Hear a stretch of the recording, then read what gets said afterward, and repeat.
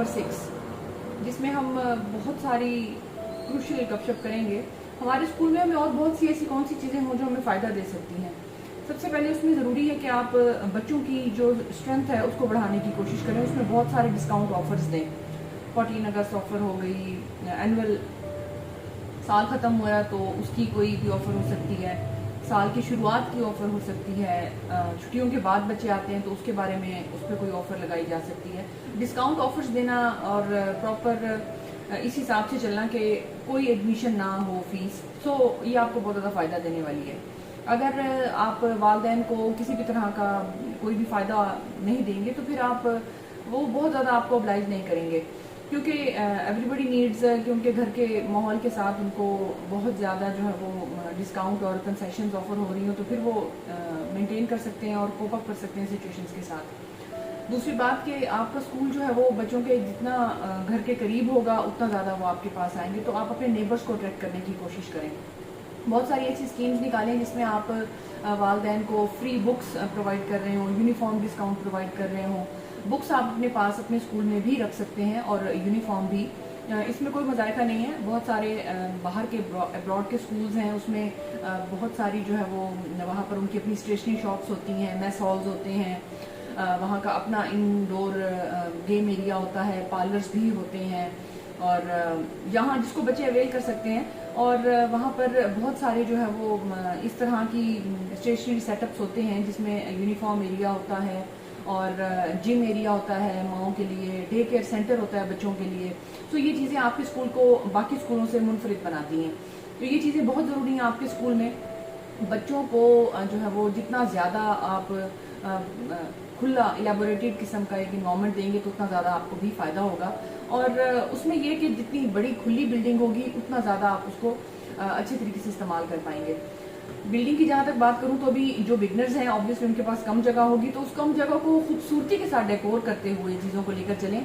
अगर नहीं है चेयर्स तो कार्पेट एरिया करें, और अगर चेयर्स अफोर्ड कर सकते हैं या बहुत सारी ऐसी अच्छी सेटिंग तो फिर उसमें आप एक रीडिंग कॉर्नर बनाएं, एक प्ले कॉर्नर बनाएं। हर क्लासरूम में ऐसी चीज़ें होनी चाहिए। और एलईडी तो पहले ही मैंने आपको वीडियो में एक्सप्लेन कर दिया था कि ज़रूर होनी चाहिए, हर क्लास में होनी चाहिए, सो दैट हर टीचर उसको यूटिलाइज कर सके। और अगर आप अफोर्ड कर सकते हैं तो कूलर्स और एसी तो वो भी आप उसको क्लासरूम में रखें, सो दैट अच्छे तरीके से जो है वो आप अपने स्कूल को वालिदैन को शो करें कि हम ये चीज़ें ये फैसिलिटीज़ दे रहे हैं, और फिर वालिदैन जो है वो आपके साथ बहुत अच्छे से वो काम बात करने की कोशिश करें कि इस तरह हमारा काम करने का तरीका है और हम आगे बढ़ाते हैं। एडमिशन के दौरान आप उनको बहुत सारी जब फिजिबिलिटीज़ प्रोवाइड करते हैं तो बहुत ज़्यादा फिर वालिदैन खुश होकर एडमिशन करवाते हैं कि जगह भी अच्छी है और इनका बात करने का स्टाइल बहुत अच्छा है, इनसे बात करके अच्छा लगा, इनकी सुपरविजन में हम स्कूल की जो है वो जितना भी मोमेंट है उसको अच्छा समझते हुए हम स्कूल के हवाले करते हैं बच्चे को। तो पेरेंट्स की जो ट्रस्ट लेवल है, कॉन्फिडेंस लेवल है, उसको जो है वो आपका जो बात करने का स्टाइल है उसको वो अट्रैक्ट करता है। और वही चीज़ जो है वो आप वालिदैन को, क्योंकि बेसिकली तो आपने बच्चों के लिए स्कूल ओपन किया है, तो why not give them a chance to avail all such settings. तो जो चीज़ भी आप वालिदैन की और बच्चों की बेहतरी के लिए कर सकें, क्योंकि बेसिकली तालीम देना एक सदका जारिया है, और इसको अगर आप इसी तरह लेकर चलेंगे तो ये आपको बहुत फ़ायदा देने वाला है, लॉन्ग लास्टिंग चीज़ है। आहिस्ता आहिस्ता आप हर साल जो है वो 10% सिर्फ मैं आपको बता दूं कि 10% सिर्फ आप फीस बढ़ा सकते हैं। लेट्स सपोज अगर आपके स्कूल की फ़ीस 1000 है तो साल बाद आप हर बच्चे की 1200 कर देंगे, और अगर 2000 है तो 22 कर देंगे। इस तरह हर साल 200 रुपीज़ का इजाफा होगा 10%। फिर टीचर्स की जहाँ तक बात की जाए तो उनकी सैलरी अगर 20,000 है तो अगले साल जो है वो 2000 रुपीज़ का उनको जो है वो इसमें इंक्रीमेंट होगा, जिसको 10% इंक्रीज होना कहते हैं।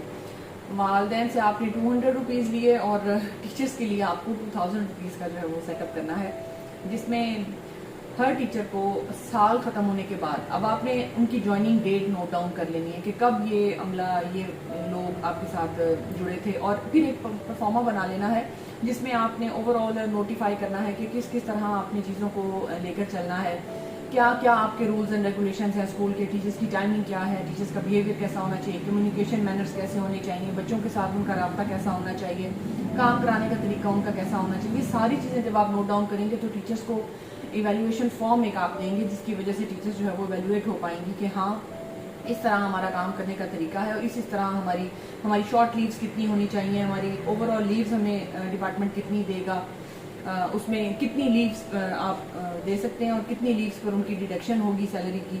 سو یہ ساری چیزیں جو ہے وہ یہ بھی بہت ضروری ہیں. اور اگر وہ جلدی چلی جاتی ہیں یا لیٹ آتی ہیں اسکول میں تو بھی 2 دفعہ لیٹ آنے پہ 3 دفعہ لیٹ آنے پہ کس طرح آپ ان کی ڈیڈکشن کریں گے وہ آپ کے اپنے اوپر ہے. آپ کس کیٹیگری کی ٹیچر ہے آپ کے پاس، اس کو آپ کتنا ریلیف دینا چاہتے ہیں، یا اگر کوئی بہت سویئر پرابلم ہو گیا تو اس طرح آپ ان کو کتنا ریلیف دے سکتے ہیں، وہ it's up to you. But still یہاں پر بہت ساری ایسی چیزیں میں نے آپ کو ایکسپلین کرنی تھی تو وہ میں نے آپ کو بتا دی ہیں کہ چیزیں جو ہیں وہ اس طرح چلتی ہیں. اسکول میں ایڈمیشن اور اسٹاف کی ہائرنگ آج ہم نے ڈسکس کی اور کلاس کے انوائرمنٹ کو ڈسکس کیا. نیکسٹ ویڈیو میں انشاءاللہ میں اور بہت سی آپ کو اکیڈیمکلی چیزیں بتاؤں گی کہ کس طرح ہم نے اکیڈیمکس کو لے کے چلنا ہے. Thank you so much.